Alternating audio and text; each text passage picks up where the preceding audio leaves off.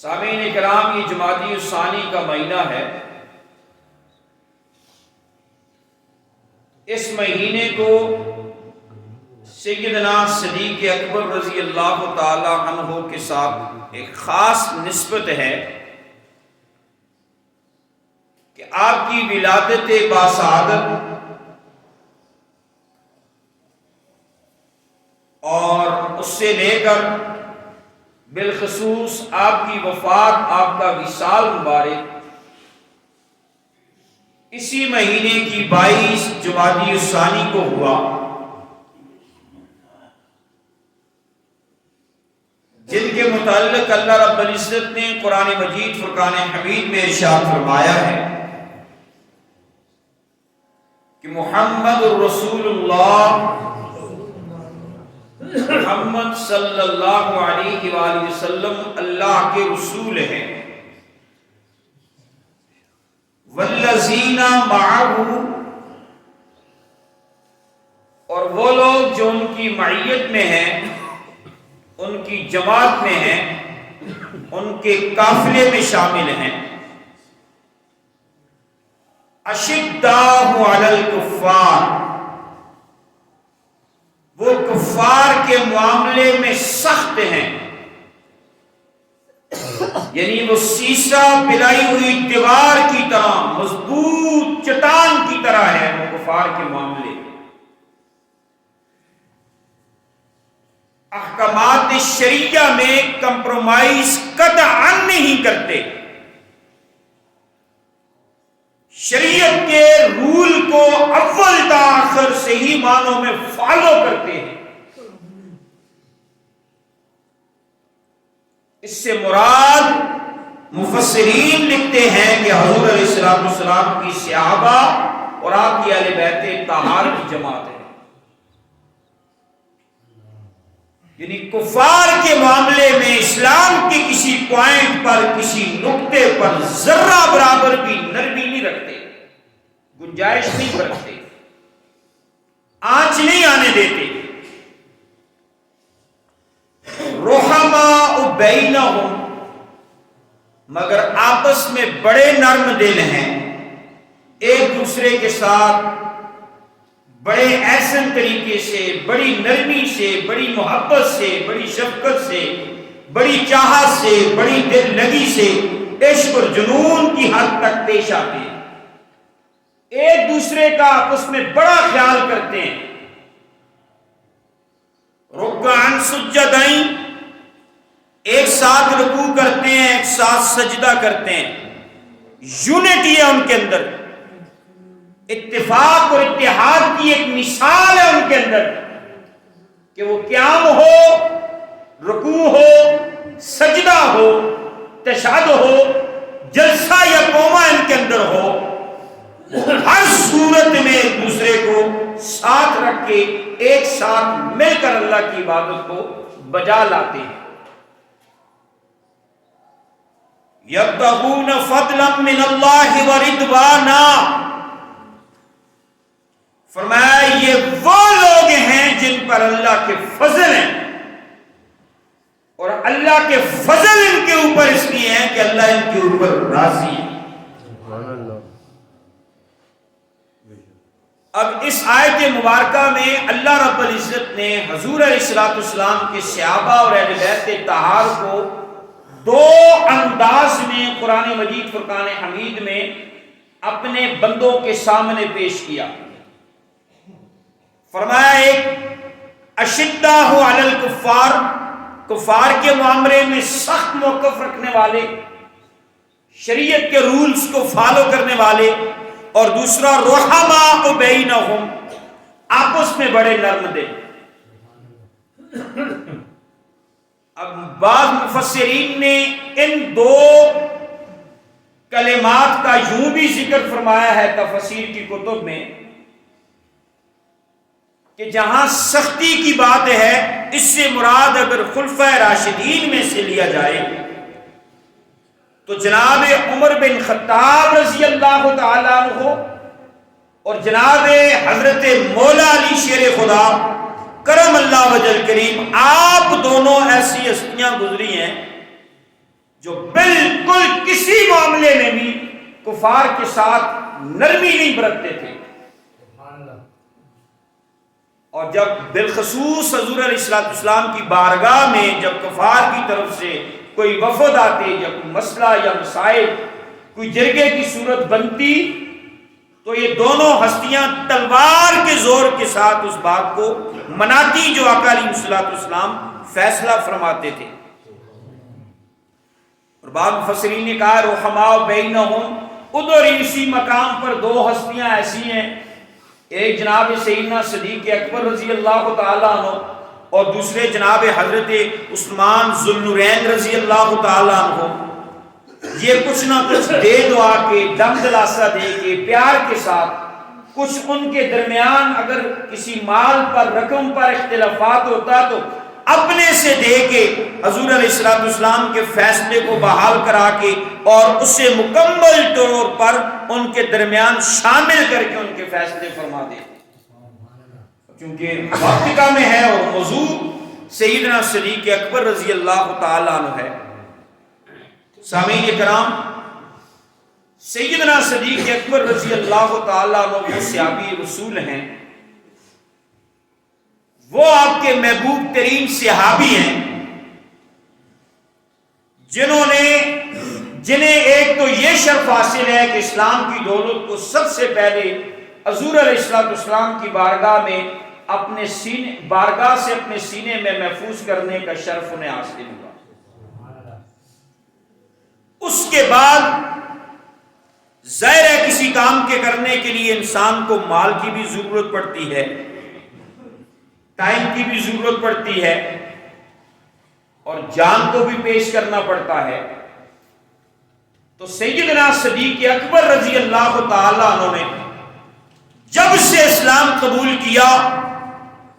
مال سارے کا سارا لا کر آمنہ کے چاند عبداللہ کے لال محبوب رب العالمین کے قدموں میں رکھ دیا. سیدنا صدیق اکبر رضی اللہ تعالیٰ عنہ کو اللہ نے مال بھی بہت وافر مقدار میں عطا کیا. آپ نے سب کچھ لا کر حضور علیہ السلام کے قدمین شریفین میں رکھ دیا. ٹائم کی باری آئی تو صبح سے لے کر شام تک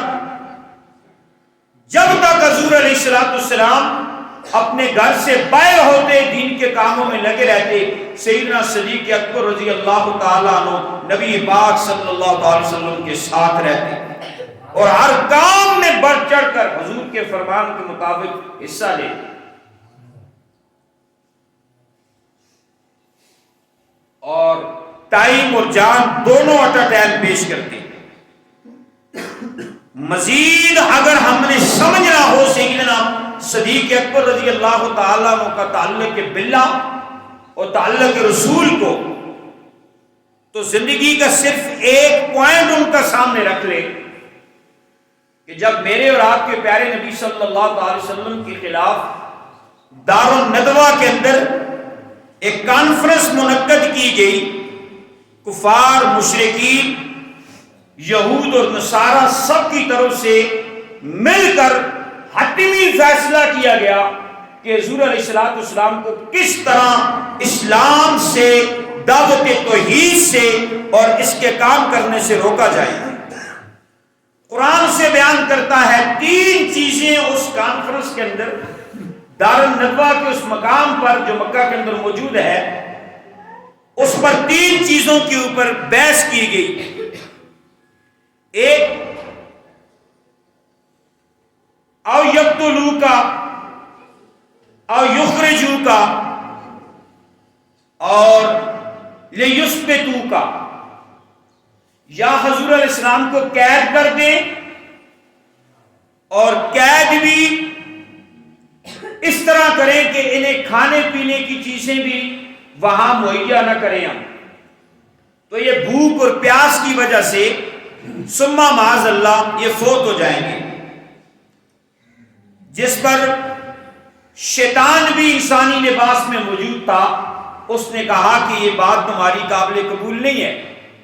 اس لیے کہ حضور علیہ السلام کے صحابہ آپ کی جانثار حضور سے اتنی محبت کرتے ہیں، اگر آپ نے ساتوں لاکھوں کے اندر بھی، 7 روموں کے اندر بھی کسی روم میں حضور علیہ السلام کو قید کیا تو پیارے آقا علیہ السلام کے صحابہ جان کی بازی لگا کر انہیں نکال کے لے جائیں گے۔ دوسری بات پیش ہوئی کہ لیثبتوا کا، آپ کو یہاں سے کسی سواری پہ بٹھا کر دور کسی ویرانے میں، ریگستان میں، کسی جنگل میں، پہاڑوں کے پیچھے جہاں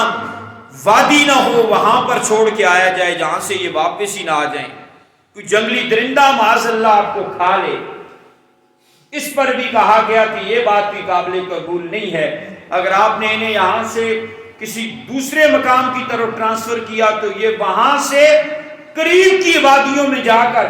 دعوت توحید پیش کریں گے اور وہاں سے بہت بڑی فورس تیار کر کے تمہارے اوپر حملہ آور ہوں گے اور تمہیں شکست دے دیں گے۔ اس بات کو بھی ریجیکٹ کیا گیا۔ آخر اس بات پر آ کر رکے کہ او یقتلوکا، معاذ اللہ ثم معاذ اللہ، کہ جتنے بھی قبائل ہیں سب سے اوباش، لوفر، تلنگے، بدماش، لفنگے نوجوانوں کو اکٹھا کیا جائے ہر قبیلے سے اور انہیں نبی پاک صلی اللہ تعالی وسلم کے گھر کی طرف بھیجا جائے،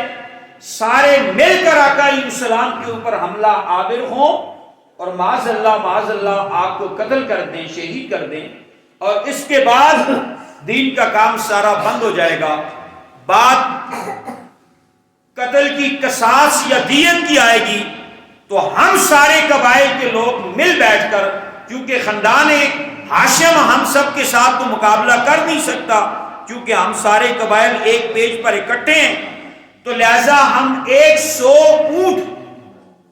نبی پاک صلی اللہ علیہ وسلم کی دیت ان کے خاندان بنو ہاشم کو دے کر رضینامہ کر لیں گے اور یہ قتل ہم ادھر ادھر کر دیں گے۔ قربان جائیں رب کائنات پر، جب انہوں نے اپنی یہ بات ڈن کر لی کہ ایسا ہی کرتے ہیں، اللہ نے فرمایا وَمَكَرُوا وَمَكَرُ اللَّهُ، کافروں جو تم مکر کرتے ہو نا، میں رب بھی تمہارے مکر کے مقابلے میں بہتر تدبیر اختیار کرنے والا ہوں۔ اور رب کائنات نے فرمایا وَاللَّهُ خَيْرُ الْمَاكِرِينَ، اللہ نے فرمایا میں سب سے بہتر تدبیر اختیار کرنے والا ہوں، میری تدبیر پر کوئی گرفت نہیں کر سکتا۔ اللہ رب العزت نے حکم فرمایا جبریل جاؤ میرے محبوب کو بولو کہ یہاں مکہ کو چھوڑیں، ہجرت کر کے مدینہ شریف تشریف لے جائیں۔ اب بہت ساری بات بیچ میں سے میں چھوڑ کے آگے وقت کی قلت کی وجہ سے جاتا ہوں۔ حضور علیہ السلام نے جناب سیدنا صدیق اکبر رضی اللہ تعالیٰ عنہ کو اپنے پاس بلایا، فرمایا صدیق اللہ کی طرف سے مکہ کو چھوڑنے کا حکم آ گیا ہے، ہم نے آج ہی رات کے پچھلے پیر مکہ کو چھوڑ کر مدینہ کی طرف نکل جانا ہے، تو اس کے لیے تیاری کریں۔ مقام جگہ تعین کر لی کہ اس مقام تک میں بھی پہنچاؤں گا، اس ٹائم پہ آپ نے بھی پہنچانا ہے اور نکل جائیں گے۔ آئے ہائے ہائے ہائے، اب اس سے آگے سیدنا صدیق اکبر رضی اللہ تعالیٰ عنہ کا آپ کے اس جو آپ کا مکہ المکرمہ سے مدینہ المنورہ کی طرف ہجرت کا سفر تھا، اس کی ترتیب کیا خوب انداز میں سیدنا صدیق اکبر رضی اللہ تعالیٰ عنہ دی۔ آپ نے اپنی اونٹنیاں تیار کی 2، اپنے غلام کو ساتھ رکھا، ایک راگیر جس کو 60 راستوں کا پتہ ہے کہ وہ مکہ سے مدینہ کی طرف 60 راستے اور سائڈ سے راستے کون کون سے جاتے ہیں، چونکہ ادھر اعلان ہو چکا تھا کہ کسی صورت بھی ہم آج رات ان کو قتل کریں گے، کسی صورت بھی معاذ اللہ حضور علیہ السلام کو ہم نہیں چھوڑیں گے۔ ظاہر شہر کا شہر حضور علیہ السلام کے خلاف، مکے کا سارے کفار، مشرکین، مرتد، منافقین اکٹھے حضور علیہ السلام کے خلاف۔ اب اس وقت میں بڑی بات ہے، آپ نے سواریاں بھی تیار کی، غلام کو بھی تیار کیا، راگیر کو بھی تیار کیا، پھر اس کے بعد آپ نے اپنی اولاد کو بھی مسلسل پوری ٹریننگ دی کہ آپ نے کس طرح کرنا ہے۔ اسی عین اس وقت میں جس جگہ کا حضور علیہ السلام کے ساتھ تعین ہوا تھا، جناب سیدنا صدیق اکبر رضی اللہ تعالیٰ عنہ پہنچ آئے۔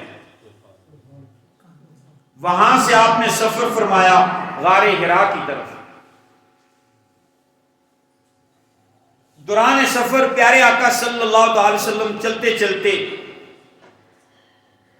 آپ کو تھکاوٹ محسوس ہوئی تو قربان جائیں سیدنا صدیق اکبر رضی اللہ تعالیٰ عنہ کو آقا علیہ الصلوۃ والسلام کو اپنے کندھے کے اوپر بٹھا لیا اور وہاں سے حضور اسلام کو اٹھا کر غار حرا کی طرف لے کر جا رہے ہیں۔ اب تھوڑا سا یہاں اس منظر کو سامنے رکھتے ہیں کہ جب سیدنا صدیق اکبر رضی اللہ تعالیٰ عنہ نے آقا علیہ السلام کو اپنے کندھوں پہ بٹھایا، یعنی آپ کے قدمین شریفین ٹانگیں مبارک یہ سیدنا صدیق اکبر رضی اللہ تعالیٰ عنہ کے سینے سے نیچے ہیں، کیفیت کیا ہوگی؟ سیدنا صدیق اکبر رضی اللہ تعالیٰ عنہ نے جو سفر اختیار کیا حضور کے کندھوں پہ بٹھا کر، کیفیت کیا ہوگی؟ بہت سارے صاحب علم کہتے ہیں اور اپنا بھی وجدان کہتا ہے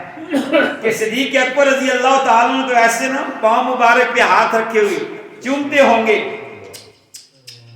کبھی دائیں پاؤں کو حضور علیہ السلام کے، کبھی بائیں پاؤں کو حضور علیہ السلام کے، محبوب خدا جو کندھوں پہ ہیں موج لے رہے ہوں گے حضور کے قدمین شریفین کو چومتے ہوئے۔ پھر فرمایا غار میں جا کر صفائی کرنا، سارے انتظامات کرنا، اور اس کے بعد غار میں بیٹھ کر حضور علیہ السلام کو اپنی گود میں آپ کا سر مبارک لینا اور حضور علیہ السلام کا آرام فرمانا، اور سیدنا صدیق اکبر رضی اللہ تعالیٰ عنہ کا 3 دن مسلسل آپ کے چہرہ اقدس کا دیدار کرنا۔ ذرا اس پہلے کو انسان دیکھے پھر دیکھیں، بس آخری وقت ہے، آقا علیہ السلام کے خدمت کے لیے آپ نے ترتیب کیا دی تھی؟ جو آپ کا غلام تھا آپ کی بکریاں سارا دن ادھر ادھر چراتا رہتا، شام کے وقت غار کے سامنے لے آتا اور ان کا دودھ نکال کر حضور علیہ السلام اور جناب سیدنا صدیق اکبر کے حوالے کرتا۔ بیٹی روٹیاں پکاتی گھر میں، حضرت اسما روٹی پکا کر اسے چھپا کے اپنے کپڑے کے نیچے سیدھا غار حرا میں جا کر حضور علیہ السلام کی خدمت میں پیش کر دی۔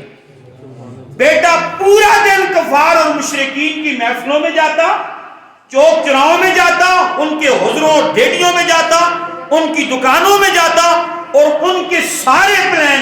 سارے اگلے مشورے وہاں سے لیتا اور رات کو جا کر غار میں محمد عربی صلی اللہ علیہ وسلم اور حضور علیہ السلام کو بتاتا۔ مال بھی، جان بھی، اولاد بھی، سب کچھ حضور کے قدموں پر ڈھیر کرنے والی ہستی کو اگر دیکھا جائے تو سیدنا صدیق اکبر رضی اللہ تعالیٰ عنہ۔ وقت کم ہے، نیکسٹ جمعے کو بھی انشاءاللہ میں آپ ہی کی فضیلت کے اوپر، آپ ہی کی زندگی کے اوپر بات کروں گا، کیونکہ 22 جمادی ثانی کو آپ کا وصال بنتا ہے، وہ جمعرات والے دن آتی ہے 22 جمادی ثانی، تو نیکسٹ بھی اسی کے اوپر بات ہوگی۔ یہ ساری بات کرنے کا مقصد کیا ہے؟ بس گودا نچوڑ، اس کا مقصد یہ ہے کہ صدیق کی زندگی کو سمجھنا ہو تو حضور علیہ السلام کی تعلیمات انسان سامنے رکھے تو سمجھ سکتا ہے، اور پھر حضور علیہ السلام کے مقام اور مرتبے کو سمجھنا ہو تو جناب صدیق رضی اللہ تعالیٰ کی زندگی گزارنے کا طور طریقہ اور حضور علیہ السلام کے ساتھ نسبت اور تعلق اور ادب اور اطاعت اور فرما برداری کو انسان سامنے رکھے تو پھر سمجھ آتا ہے۔ اور جب ان کی زندگیوں کو صحابہ اکرام، اہل بیت طاہر اور حضور علیہ السلام کی زندگی کو انسان سمجھ جائے، ان کے انداز کو سمجھ جائے، تو در حقیقت انسان اسلام کو سمجھ جاتا ہے اور انسان کو زندگی گزارنے میں، اللہ کی رضا اور خوشنودی حاصل کرنے میں آسانی میسر ہوتی ہے۔ اللہ تعالیٰ مجھے اور آپ کو ان برگزیدہ ہستیوں کے تعلیمات اور ان کے تعلق رسول اور تعلق باللہ کے مطابق ہمیں بھی تعلق رسول اور تعلق باللہ قائم کرنے کی توفیق عطا فرمائے۔ وآخر دعوانا ان الحمدللہ رب العالمین۔ سنت ادا۔